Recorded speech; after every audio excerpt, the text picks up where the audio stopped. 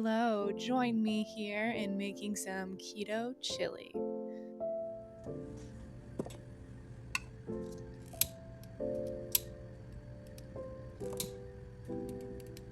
You need 1.5 pounds of ground beef, 3 small tomatoes or 1 large tomato, 2 cups of chicken broth, tomato paste, frozen peppers and onions, preferably a steamer bag, and putting that ground beef in the pan at a low to medium heat until I can keep a better eye on it at a medium to high heat.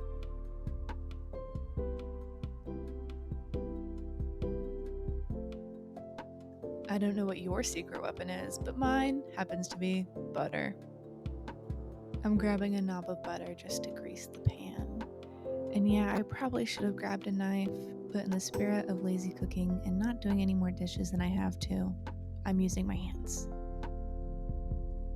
I'm tossing these frozen veggies in the pot, and normally I grab a microwavable steamer bag for convenience sake.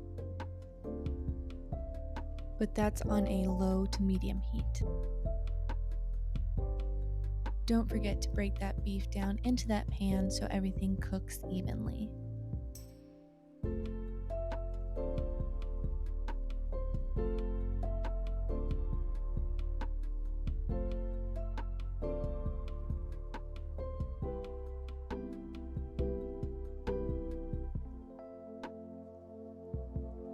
Don't forget to salt.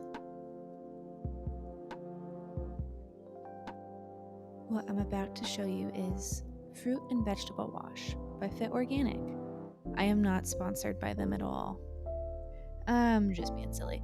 I do use this soap on my produce, and once I rub that into the skin of the fruit, I go ahead and wash it off before consuming or cooking with.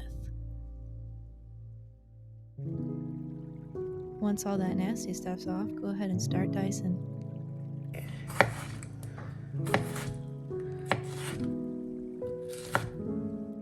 Just know there's not more ASMR because our puppy Sheldon was being noisy in the background of this cut.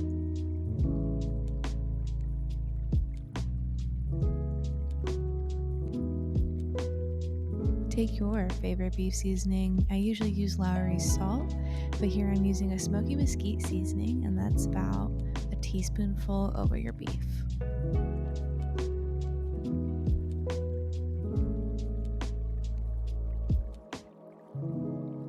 With cumin, I would be careful. It is strong. I would do like, let's see, ready? That's probably about it.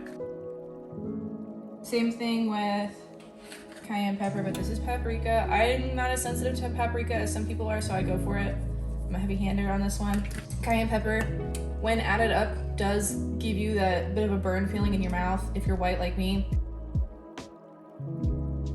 So I'm gonna be careful with this one. That was maybe like a dash more. Would you?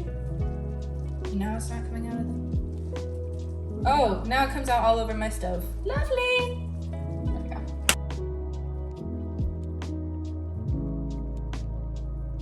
When I filmed this, my fiance was at work, so you're about to watch me fail to open a can because I asked him to do it for me. And you have my permission to laugh at my failure of not being able to open a can properly.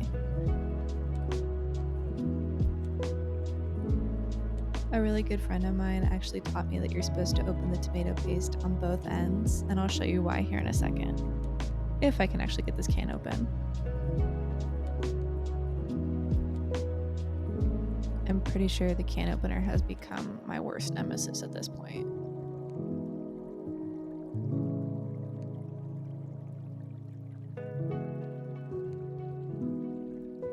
I really should have timed myself opening that can because it took me tremendously longer than it should have.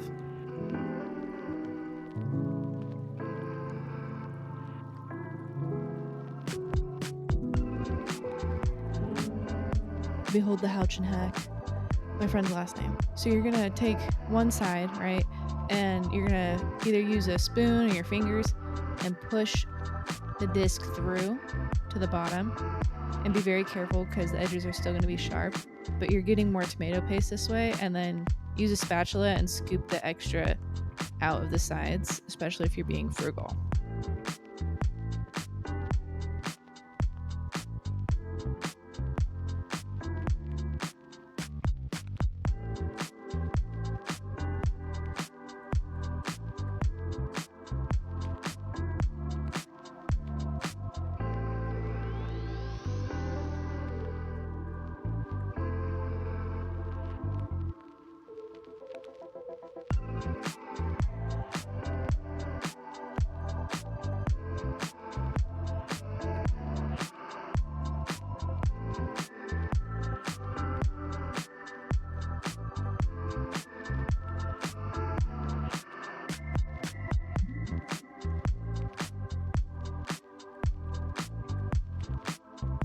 Once all of your paste is out of the can, go ahead and mix that in really well and let that reduce down for a bit.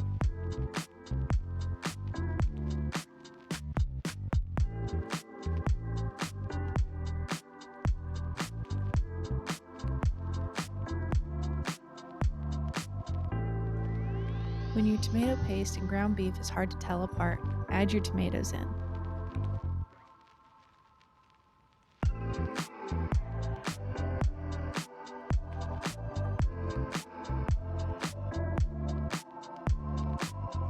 Let the tomatoes cook down until they get a little mushy.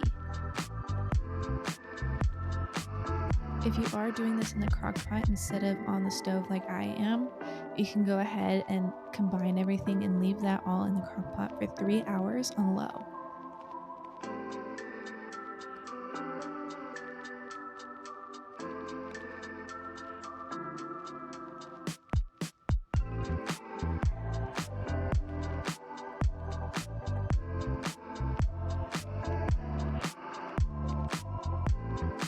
I'm trying to let as much of that grease drip as possible because that is liquid gold and you'll know what I'm talking about when you bite into it.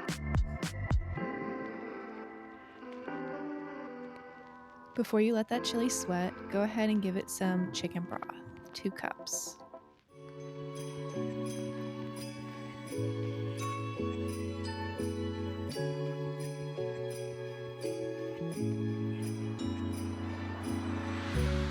You can do this on the stove or in a crock pot, just know that it's 3 hours on low. Now that my fiance is home, I'm going to finish this off with a little bit of garlic salt, personal favorite in our household, but feel free to skip it.